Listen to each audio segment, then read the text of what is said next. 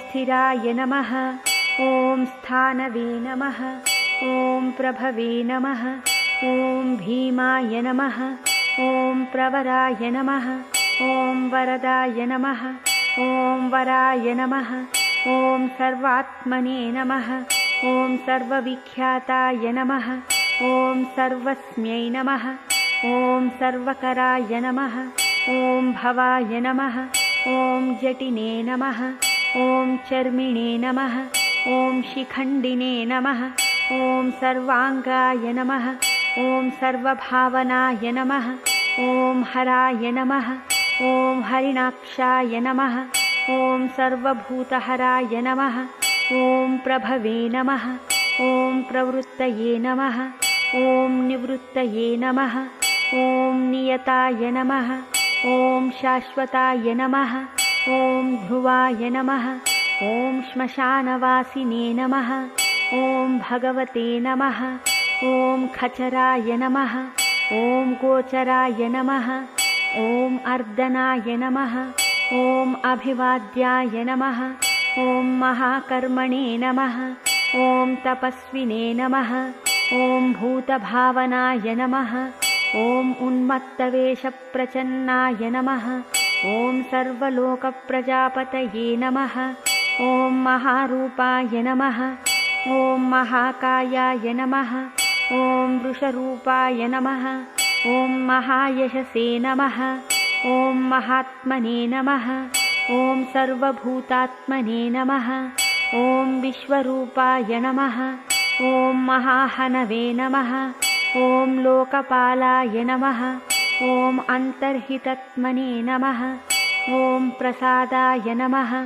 ॐ हयगर्दभये नमः। ॐ पवित्राय नमः। ॐ महते नमः। ॐ नियमाय नमः। ॐ नियमाश्रिताय नमः। ॐ सर्वकर्मणे नमः। ॐ स्वयंभूताय नमः। ॐ आदये नमः। ॐ आदिकराय नमः। ॐ निधये नमः। ॐ सहस्राक्षाय नमः। ॐ विशालाक्षाय नमः। ॐ सोमाय नमः। ॐ नक्षत्रसाधकाय नमः। ॐ चन्द्राय नमः। ॐ सूर्याय नमः। ॐ शनये नमः। ॐ केतवे नमः। ॐ ग्रहाय नमः। ॐ ग्रहपतये नमः। ॐ वराय नमः। ॐ अत्रये नमः। ॐ अत्र्या नमस्कर्त्रे नमः। ॐ मृगबाणार्पणाय नमः। ॐ अनघाय नमः। ॐ महातपसे नमः। ॐ घोरतपसे नमः। ॐ अदीनाय नमः। ॐ दीनसाधकाय नमः। ॐ संवत्सरकराय नमः। ॐ मन्त्राय नमः। ॐ प्रमाणाय नमः। ॐ परमाय तपसे नमः। ॐ योगिने नमः। ॐ योज्याय नमः। ॐ महाबीजाय नमः। ॐ महारेतसे नमः। ॐ महाबलाय नमः। ॐ सुवर्णरेतसे नमः। ॐ सर्वज्ञाय नमः। ॐ सुबीजाय नमः। ॐ बीजवाहनाय नमः। ॐ दशबाहवे नमः। ॐ अनिमिषाय नमः। ॐ नीलकण्ठाय नमः। ॐ उमापतये नमः। ॐ विश्वरूपाय नमः। ॐ स्वयं श्रेष्ठाय नमः। ॐ बलवीराय नमः। ॐ अबलोगणाय नमः। ॐ गणकर्त्रे नमः। ॐ गणपतये नमः। ॐ दिग्वाससे नमः। ॐ कामाय नमः। ॐ मन्त्रविदे नमः। ॐ परमाय मन्त्राय नमः। ॐ सर्वभावकराय नमः। ॐ हराय नमः। ॐ कमण्डलुधराय नमः। ॐ धन्विने नमः। ॐ बाणहस्ताय नमः। ॐ कपालवते नमः। ॐ अशनये नमः। ॐ शतघ्निने नमः। ॐ खड्गिने नमः। ॐ पट्टिशिने नमः। ॐ आयुधिने नमः। ॐ महते नमः। ॐ श्रुवहस्ताय नमः। ॐ सुरूपाय नमः। ॐ तेजसे नमः। ॐ तेजस्कराय निधये नमः। ॐ उष्णिशिने नमः। ॐ सुवक्त्राय नमः। ॐ उदग्राय नमः।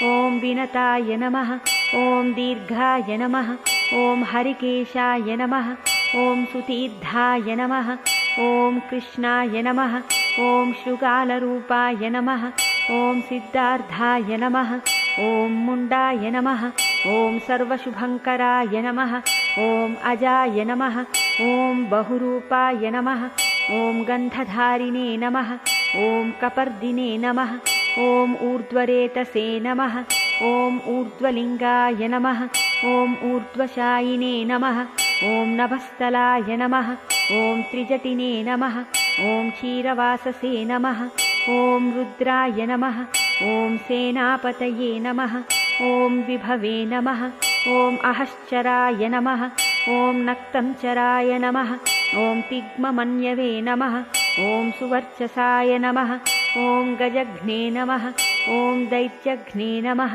ॐ कालाय नमः ॐ लोकधात्रे नमः ॐ गुणाकराय नमः ॐ सिंहशार्दूलरूपाय नमः ॐ आर्द्रचर्माम्बरावृताय नमः ॐ कालयोगिने नमः ॐ महानादाय नमः ॐ सर्वकामाय नमः ॐ चतुष्पथाय नमः ॐ निशाचराय नमः ॐ प्रेतचारिणे नमः ॐ भूतचारिणे नमः ॐ महेश्वराय नमः ॐ बहुभूताय नमः ॐ बहुधराय नमः ॐ स्वर्भानवे नमः ॐ अमिताय नमः ॐ गतये नमः ॐ नृत्यप्रियाय नमः ॐ नित्यनर्ताय नमः ॐ नर्तकाय नमः ॐ सर्वलालसाय नमः ॐ घोराय नमः ॐ महातपसे नमः ॐ पाशाय नमः ॐ नित्याय नमः ॐ गिरिरुहाय नमः ॐ नभसे नमः ॐ सहस्रहस्ताय नमः ॐ विजयाय नमः ॐ व्यवसायाय नमः ॐ अतन्द्रिताय नमः ॐ अदर्शनाय नमः ॐ दर्शनात्मने नमः ॐ यज्ञघ्ने नमः ॐ कामनाशकाय नमः ॐ दक्षागपहारिणे नमः ॐ सुसहाय नमः ॐ मध्यमाय नमः ॐ तेजोपहारिणे नमः ॐ बलघ्ने नमः ॐ मुदिताय नमः ॐ अर्धाय नमः ॐ अजिताय नमः ॐ अवराय नमः ॐ गम्भीरघोषय नमः ॐ गम्भीराय नमः ॐ गम्भीरबलवाहनाय नमः ॐ न्यग्रोधरूपाय नमः ॐ न्यग्रोधाय नमः ॐ वृक्षकर्णस्थिताय नमः ॐ विभवे नमः ॐ सुतीक्ष्ण्यदक्षनाय नमः ॐ महाकायाय नमः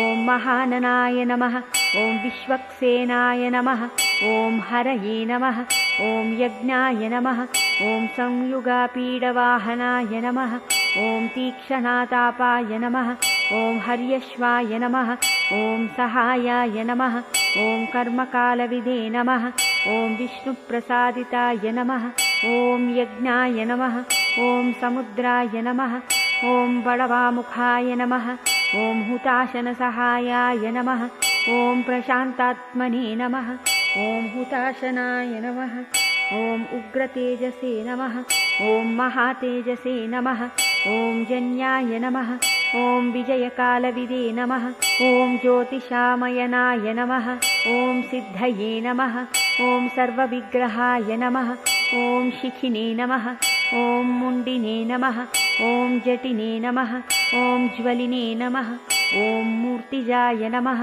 ॐ मूर्धजाय नमः ॐ बलिने नमः ॐ वैनविने नमः ॐ पणविने नमः ॐ तालिने नमः ॐ खलिने नमः ॐ कालकटङ्कटाय नमः ॐ नक्षत्रविग्रहमतये नमः ॐ गुणबुद्धये नमः ॐ लयाय नमः ॐ अगमाय नमः ॐ प्रजापतये नमः ॐ विश्वबाहवे नमः ॐ विभागाय नमः ॐ सर्वगाय नमः ॐ अमुखाय नमः ॐ विमोचनाय नमः ॐ सुसरणाय नमः ॐ हिरण्यकवचोद्भवाय नमः ॐ मेढ्रजाय नमः ॐ बलचारिणे नमः ॐ महीचारिणे नमः ॐ श्रुताय नमः ॐ सर्वतूर्यविनोदिने नमः ॐ सर्वतोद्यपरिग्रहाय नमः ॐ व्यालरूपाय नमः ॐ गुहावासिने नमः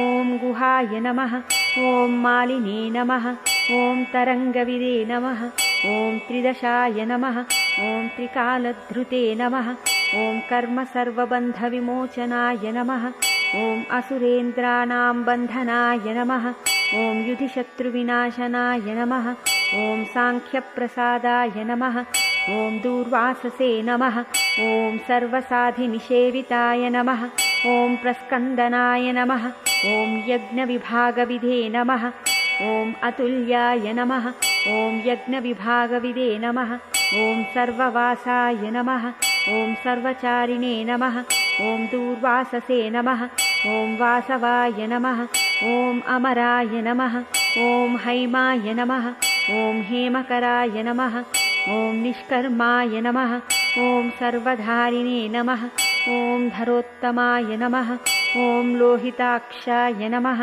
ॐ माक्षाय नमः ॐ विजयक्षाय नमः ॐ विशारदाय नमः ॐ संग्रहाय नमः ॐ निग्रहाय नमः ॐ कर्त्रे नमः ॐ सर्पचीरनिवासनाय नमः ॐ मुख्याय नमः ॐ अमुख्याय नमः ॐ देहाय नमः ॐ काहलये नमः ॐ सर्वकामदाय नमः ॐ सर्वकालप्रसादये नमः ॐ सुबलाय नमः ॐ बलरूपधृते नमः ॐ सर्वकामवराय नमः ॐ सर्वदाय नमः ॐ सर्वतोमुखाय नमः ॐ आकाशनिर्विरूपाय नमः ॐ निपातिने नमः ॐ अवशाय नमः ॐ खगाय नमः ॐ रौद्ररूपाय नमः ॐ अंशवे नमः ॐ आदित्याय नमः ॐ बहुरश्मये नमः ॐ सुवर्चसिने नमः ॐ वसुवेगाय नमः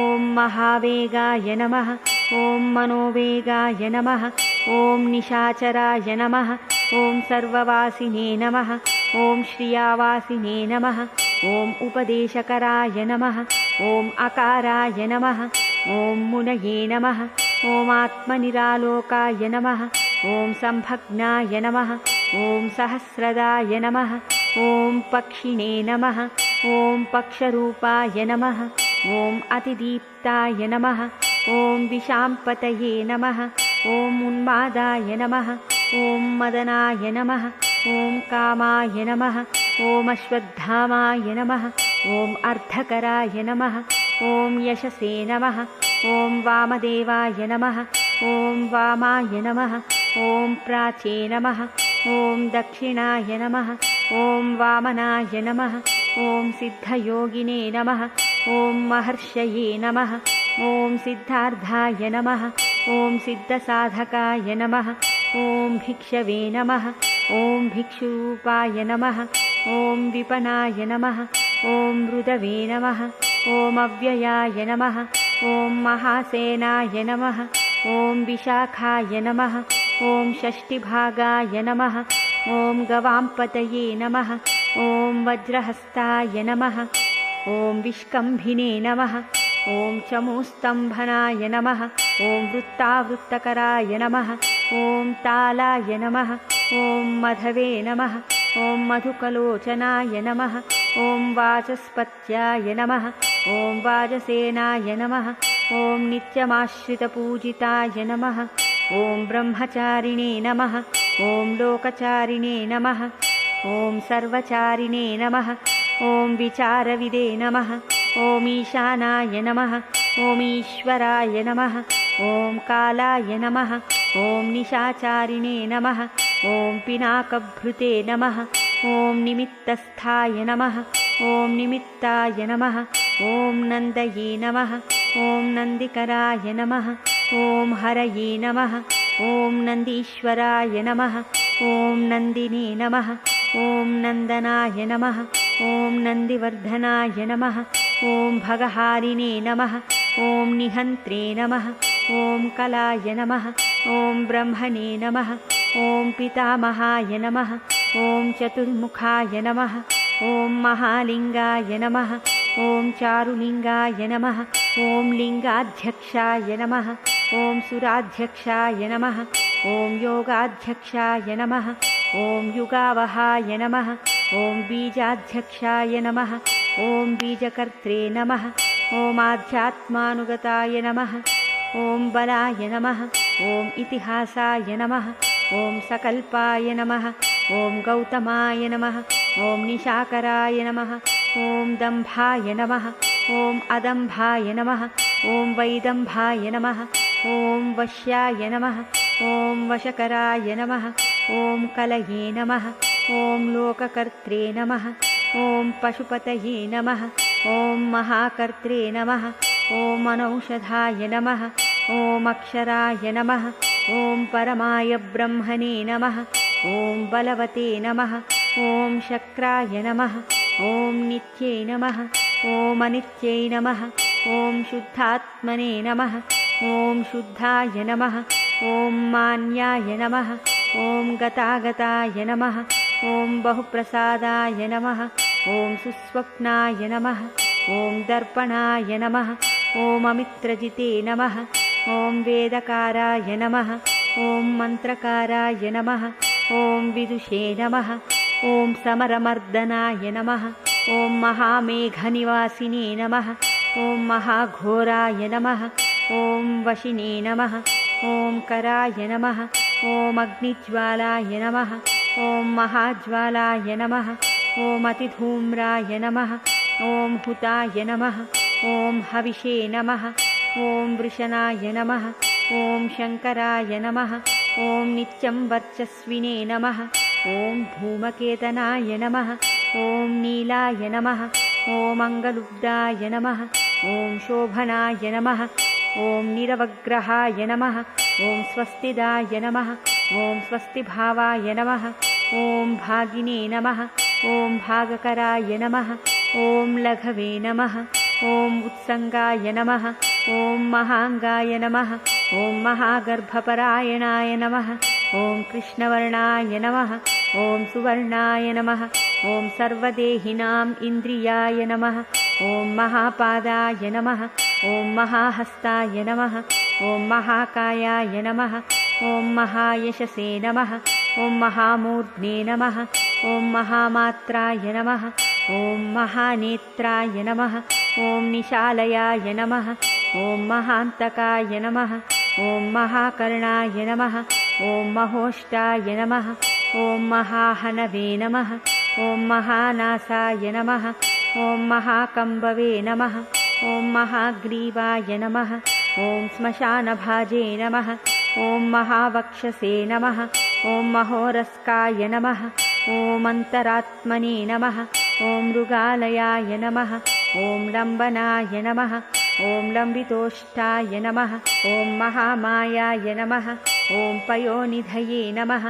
ॐ महादन्ताय नमः ॐ महादंष्ट्राय नमः ॐ महाजिह्वाय नमः ॐ महामुखाय नमः ॐ महानखाय नमः ॐ महारोमाय नमः ॐ महाकोशाय नमः ॐ महाजटाय नमः ॐ प्रसन्नाय नमः ॐ प्रसादाय नमः ॐ प्रत्ययाय नमः ॐ गिरिसाधनाय नमः ॐ स्नेहनाय नमः ॐ अस्नेहनाय नमः ॐ अजिताय नमः ॐ महामुनये नमः ॐ वृक्षाकाराय नमः ॐ वृक्षकेतवे नमः ॐ अनलाय नमः ॐ वायुवाहनाय नमः ॐ गण्डलिने नमः ॐ मेरुधाम्ने नमः ॐ देवाधिपतये नमः ॐ अथर्वशीर्षाय नमः ॐ सामास्याय नमः ॐ ऋक्सहस्रामितेक्षणाय नमः ॐ यजुःपादभुजाय नमः ॐ गुह्याय नमः ॐ प्रकाशाय नमः ॐ जङ्गमाय नमः ॐ अमोघार्दाय नमः ॐ प्रसादाय नमः ॐ अभिगम्याय नमः ॐ सुदर्शनाय नमः ॐ उपकाराय नमः ॐ प्रियाय नमः ॐ सर्वाय नमः ॐ कनकाय नमः ॐ कञ्चनच्छवये नमः ॐ नाभये नमः ॐ नन्दिकराय नमः ॐ भावाय नमः ॐ पुष्करस्थापतये नमः ॐ स्थिराय नमः ॐ द्वादशाय नमः ॐ त्रासनाय नमः ॐ आद्याय नमः ॐ यज्ञाय नमः ॐ यज्ञसमाहिताय नमः ॐ नक्तं नमः ॐ कलये नमः ॐ कालाय नमः ॐ मकराय नमः ॐ कालपूजिताय नमः ॐ सगणाय नमः ॐ गणकाराय नमः ॐ भूतवाहनसारथये नमः ॐ भस्मशयाय नमः ॐ भस्मगोप्त्रे नमः ॐ भस्मभूताय नमः ॐ तरवे नमः ॐ गणाय नमः ॐ लोकपालाय नमः ॐ अलोकाय नमः ॐ महात्मने नमः ॐ सर्वपूजिताय नमः ॐ शुक्लाय नमः ॐ त्रिशुक्लाय नमः ॐ सम्पन्नाय नमः ॐ शुचये नमः ॐ भूतनिषेविताय नमः ॐ आश्रमस्थाय नमः ॐ क्रियावस्थाय नमः ॐ विश्वकर्ममतये नमः ॐ वराय नमः ॐ विशालशाखाय नमः ॐ ताम्रोष्ठाय नमः ॐ अम्बुजालाय नमः ॐ सुनिश्चलाय नमः ॐ कपिलाय नमः ॐ कपीशाय नमः ॐ शुक्लाय नमः ॐ आयुषे नमः ॐ पराय नमः ॐ अपराय नमः ॐ गन्धर्वाय नमः ॐ अदितये नमः ॐ तार्क्ष्याय नमः ॐ सुविघ्नेयाय नमः ॐ सुशारदाय नमः ॐ परश्वधायुधाय नमः ॐ देवाय नमः ॐ अनुकारिणे नमः ॐ सुबान्धवाय नमः ॐ तुम्बवीणाय नमः ॐ महाक्रोधाय नमः ॐ ऊर्ध्वरेतसे नमः ॐ जलेशयाय नमः ॐ उग्राय नमः ॐ वशङ्कराय नमः ॐ वंशाय नमः ॐ वंशनादाय नमः ॐ अनिन्दिताय नमः ॐ सर्वाङ्गरूपाय नमः ॐ मायाविने नमः ॐ सुहृदाय नमः ॐ अनिलाय नमः ॐ अनलाय नमः ॐ बन्धनाय नमः ॐ बन्धकर्त्रे नमः ॐ सुबन्धनविमोचनाय नमः ॐ सयज्ञारये नमः ॐ सकामारये नमः ॐ महादंष्ट्राय नमः ॐ महायुधाय नमः ॐ बहुदानन्दिताय नमः ॐ शर्वाय नमः ॐ शङ्कराय नमः ॐ शङ्कराय नमः ॐ अधनाय नमः ॐ अमरेशाय नमः ॐ महादेवाय नमः ॐ विश्वदेवाय नमः ॐ सुरारिघ्ने नमः ॐ महिर्भुज्ञाय नमः ॐ अनिलाभाय नमः ॐ चेकितानाय नमः ॐ हविषे नमः ॐ अजैकपाते नमः ॐ कपलिने नमः ॐ त्रिशङ्कवे नमः ॐ अजिताय नमः ॐ शिवाय नमः ॐ धन्वन्तरये नमः ॐ धूमकेतवे नमः ॐ स्कन्दाय नमः ॐ वैश्रवणाय नमः ॐ धात्रे नमः ॐ शक्राय नमः ॐ विष्णवे नमः ॐ मित्राय नमः ॐ त्वष्ट्रे नमः ॐ ध्रुवाय नमः ॐ धराय नमः ॐ प्रभावाय नमः ॐ सर्वगायवायवे नमः ॐ अर्यम्ने नमः ॐ सवित्रे नमः ॐ रवये नमः ॐ उषङ्गवे नमः ॐ विधात्रे नमः ॐ मान्धात्रे नमः ॐ भूतभावनाय नमः ॐ विभवे नमः ॐ वर्णविभाविने नमः ॐ सर्वकामगुणावहाय नमः ॐ पद्मनाभाय नमः ॐ महागर्भाय नमः ॐ चन्द्रवक्त्राय नमः ॐ अनिलाय नमः ॐ अनलाय नमः ॐ बलवते नमः ॐ उपशान्ताय नमः ॐ पुराणाय नमः ॐ पुण्यचञ्चवे नमः ॐ ये नमः ॐ कुरुकर्त्रे नमः ॐ कुरुवासिने नमः ॐ कुरुभूताय नमः ॐ गुणौषधाय नमः ॐ सर्वाशयाय नमः ॐ दर्भचारिणे नमः ॐ सर्वेषां प्राणिनां पतये नमः ॐ देवदेवाय नमः ॐ सुखासक्ताय नमः ॐ सते नमः ॐ असते नमः ॐ सर्वरत्नविदे नमः ॐ कैलासगिरिवासिने नमः ॐ हिमवद्गिरिसंश्रयाय नमः ॐ कूलहारिणे नमः ॐ कुलकर्त्रे नमः ॐ बहुविद्याय नमः ॐ बहुप्रदाय नमः ॐ वनिजाय नमः ॐ वर्धकिने नमः ॐ वृक्षाय नमः ॐ वकिलाय नमः ॐ चन्दनाय नमः ॐ छदाय नमः ॐ सारग्रीवाय नमः ॐ महाजत्रवे नमः ॐ अलोलाय नमः ॐ महौषधाय नमः ॐ सिद्धार्थकारिणे नमः ॐ सिद्धार्धश्चन्दो व्याकरणोत्तराय नमः ॐ सिंहनादाय नमः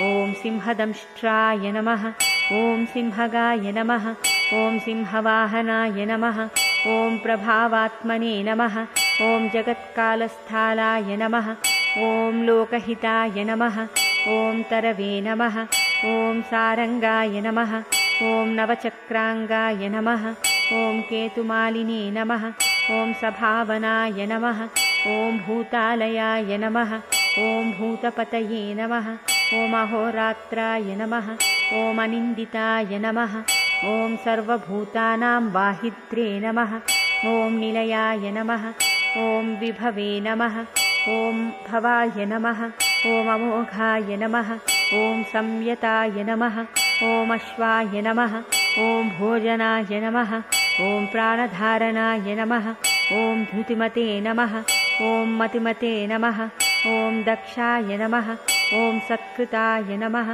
ॐ युगाधिपाय नमः ॐ गोपालये नमः ॐ गोपतये नमः ॐ ग्रामाय नमः ॐ गोचर्मवसनाय नमः ॐ हरये नमः ॐ हिरण्यबाहवे नमः ॐ प्रवेशिनां गुहापालाय नमः ॐ प्रकृष्टारये नमः ॐ महाहर्षाय नमः ॐ जितकामाय नमः ॐ जितेन्द्रियाय नमः ॐ गान्धाराय नमः ॐ सुवासाय नमः ॐ तपःसक्ताय नमः ॐ रतये नमः ॐ नराय नमः ॐ महागीताय नमः ॐ महानृत्याय नमः ॐ अप्सरोगणसेविताय नमः ॐ महाकेतवे नमः ॐ महाधातवे नमः ॐ नैकसानुचराय नमः ॐ चलाय नमः ॐ आवेदनीयाय नमः ॐ आदेशाय नमः ॐ सर्वगन्धसुखाहवाय नमः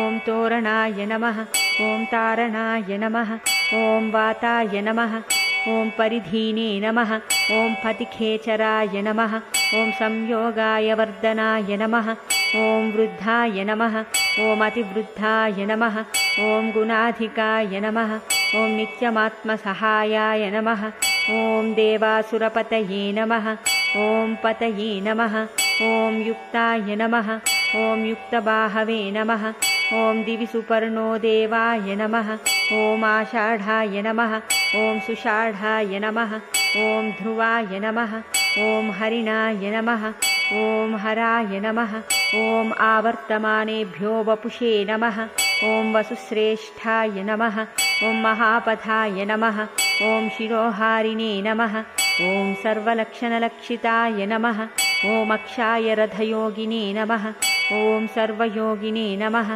ॐ महाबलाय नमः ॐ समाम्नायाय नमः ॐ अस्माम्नायाय नमः ॐ तीर्थदेवाय नमः ॐ महारथाय नमः ॐ निर्जीवाय नमः ॐ जीवनाय नमः ॐ मन्त्राय नमः ॐ शुभाक्षाय नमः ॐ बहुकर्कशाय नमः ॐ रत्नप्रभूताय नमः ॐ रत्नाङ्गाय नमः ॐ महार्णवनिपानविदे नमः ॐ मूलाय नमः ॐ विशालाय नमः ॐ अमृताय नमः ॐ व्यक्ताव्यक्ताय नमः ॐ तपोनिधये नमः ॐ आरोहणाय नमः ॐ अधिरोहाय नमः ॐ शीलधारिणे नमः ॐ महायशसे नमः ॐ सेनाकल्पाय नमः ॐ महाकल्पाय नमः ॐ योगाय नमः ॐ युगकराय नमः ॐ हरये नमः ॐ युगरूपाय नमः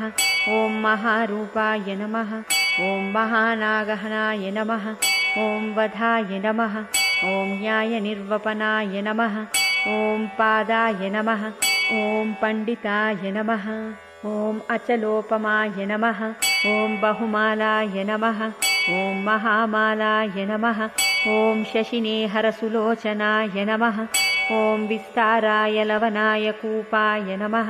ॐ त्रियुगाय नमः। ॐ सफलोदयाय नमः। ॐ त्रिलोचनाय नमः। ॐ विषन्नाङ्गाय नमः। ॐ मणिविद्याय नमः। ॐ जटाधराय नमः। ॐ बिन्दवे नमः। ॐ विसर्गाय नमः। ॐ सुमुखाय नमः।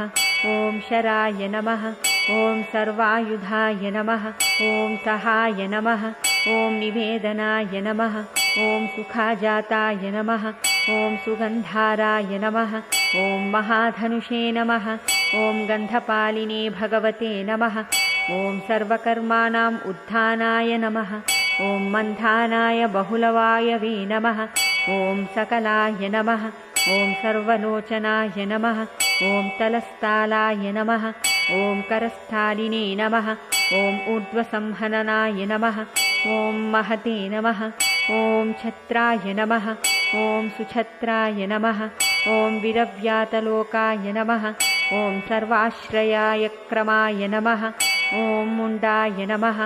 ॐ विरूपाय नमः। ॐ विकृताय नमः। ॐ दण्डिने नमः। ॐ कुण्डिने नमः। ॐ विकुर्वणाय नमः। ॐ हर्यक्षाय नमः। ॐ ककुभाय नमः। ॐ वज्रिने नमः। ॐ शतजिह्वाय नमः। ॐ सहस्रपादे नमः। ॐ सहस्रमूर्ध्ने नमः। ॐ देवेन्द्राय सर्वदेवमयाय नमः। ॐ गुरवे नमः। ॐ सहस्रबाहवे नमः। ॐ सर्वाङ्गाय नमः। ॐ शरण्याय नमः। ॐ सर्वलोककृते नमः। ॐ पवित्राय नमः। ॐ त्रिककुडे मन्त्राय नमः। ॐ कनिष्ठाय नमः। ॐ कृष्णपिङ्गलाय नमः। ॐ ब्रह्मदण्डविनिर्मात्रे नमः। ॐ शतघ्निपाशशक्तिमते नमः। ॐ पद्मगर्भाय नमः। ॐ महागर्भाय नमः। ॐ ब्रह्मगर्भाय नमः। ॐ जलोद्भवाय नमः। ॐ गभस्तये नमः। ॐ ब्रह्मकृते नमः। ॐ ब्रह्मिणे नमः। ॐ ब्रह्मविदे नमः। ॐ ब्राह्मणाय नमः। ॐ गतये नमः। ॐ अनन्तरूपाय नमः। ॐ नैकात्मने नमः। ॐ स्वयंभुवतिग्मतेजसे नमः। ॐ ऊर्ध्वगात्मने नमः। ॐ पशुपतये नमः। ॐ वातरंहाय नमः। ॐ मनोजवाय नमः। ॐ चन्दनिने नमः। ॐ पद्मनालाग्राय नमः। ॐ सुरभ्युत्तरनाय नमः। ॐ नराय नमः। ॐ कर्णिकारमहास्रग्विने नमः। ॐ नीलमौलये नमः। ॐ पिनाकधृते नमः। ॐ उमापतये नमः। ॐ उमाकान्ताय नमः। ॐ जाह्नवीभृते नमः। ॐ उमाधवाय नमः। ॐ वराय वराहाय नमः। ॐ वरदाय नमः। ॐ वरेण्याय नमः। ॐ सुमहास्वनाय नमः। ॐ महाप्रसादाय नमः। ॐ दमनाय नमः। ॐ शत्रुघ्ने नमः। ॐ श्वेतपिङ्गलाय नमः। ॐ प्रीतात्मने नमः। ॐ परमात्मने नमः। ॐ प्रयतात्मने नमः। ॐ प्रधानद्रुते नमः। ॐ सर्वपार्श्वमुखाय नमः। ॐ त्र्यक्ष्याय नमः। ॐ धर्मसाधारणोवराय नमः। ॐ चराचरात्मने नमः। ॐ सूक्ष्मात्मने नमः। ॐ अमृताय गोवृषेश्वराय नमः। ॐ साध्यर्षये नमः। ॐ वसुरादित्याय नमः। ॐ विवस्वते सवितामृताय नमः। ॐ व्यासाय नमः। ॐ सर्गाय सुसंक्षेपाय विस्तराय नमः। ॐ पर्यायोनराय नमः। ॐ ऋतवे नमः। ॐ संवत्सराय नमः। ॐ मासाय नमः। ॐ पक्षाय नमः। ॐ संख्यासमापनाय नमः। ॐ कलाभ्यो नमः। ॐ काष्ठाभ्यो नमः। ॐ लवेभ्यो नमः। ॐ मात्राभ्यो नमः। ॐ मुहूर्ताः क्षपाभ्यो नमः। ॐ क्षणेभ्यो नमः। ॐ विश्वक्षेत्राय नमः। ॐ प्रजाबीजाय नमः। ॐ लिङ्गाय नमः। ॐ आद्याय निर्गमाय नमः। ॐ सते नमः। ॐ असते नमः। ॐ व्यक्ताय नमः। ॐ अव्यक्ताय नमः। ॐ पित्रे नमः। ॐ मात्रे नमः। ॐ पितामहाय नमः। ॐ स्वर्गद्वाराय नमः। ॐ प्रजाद्वाराय नमः। ॐ मोक्षद्वाराय नमः। ॐ त्रिविष्णपाय नमः। ॐ निर्वाणाय नमः। ॐ ह्लादनाय नमः। ॐ ब्रह्मलोकाय नमः। ॐ परायै गत्यै नमः। ॐ देवासुरविनिर्मात्रे नमः। ॐ देवासुरपरायणाय नमः। ॐ देवासुरगुरवे नमः। ॐ देवाय नमः। ॐ देवासुरनमस्कृताय नमः। ॐ देवासुरमहामात्राय नमः। ॐ देवासुरगणाश्रयाय नमः। ॐ देवासुरगणाध्यक्षाय नमः। ॐ देवासुरगणाग्रुण्यै नमः। ॐ देवातिदेवाय नमः। ॐ देवर्षये नमः। ॐ देवासुरवरप्रदाय नमः। ॐ देवासुरेश्वराय नमः। ॐ विश्वाय नमः। ॐ देवासुरमहेश्वराय नमः। ॐ सर्वदेवमयाय नमः। ॐ अचिन्त्याय नमः। ॐ देवतात्मने नमः। ॐ आत्मसम्भवाय नमः। ॐ उद्भिदे नमः। ॐ त्रिविक्रमाय नमः। ॐ वैद्याय नमः। ॐ विरजाय नमः। ॐ नीरजाय नमः। ॐ अमराय नमः। ॐ ईड्याय नमः। ॐ हस्तीश्वराय नमः। ॐ व्यघ्राय नमः। ॐ देवसिंहाय नमः। ॐ नरऋषभाय नमः। ॐ विबुधाय नमः। ॐ अग्रवराय नमः। ॐ सूक्ष्माय नमः। ॐ सर्वदेवाय नमः। ॐ तपोमयाय नमः। ॐ सुयुक्ताय नमः। ॐ शिभनाय नमः। ॐ वज्रिणे नमः। ॐ प्रासानां प्रभवाय नमः। ॐ अव्ययाय नमः। ॐ गुहाय नमः। ॐ कान्ताय नमः। ॐ निजाय सर्गाय नमः। ॐ पवित्राय नमः। ॐ सर्वपावनाय नमः। ॐ शृङ्गिणे नमः। ॐ शृङ्गप्रियाय नमः। ॐ बभ्रुवे नमः। ॐ राजराजाय नमः। ॐ निरामयाय नमः। ॐ अभिरामाय नमः। ॐ सुरगणाय नमः। ॐ विरामाय नमः। ॐ सर्वसाधनाय नमः। ॐ ललाटाक्षाय नमः। ॐ विश्वदेवाय नमः। ॐ हरिणाय नमः। ॐ ब्रह्मवर्चसाय नमः।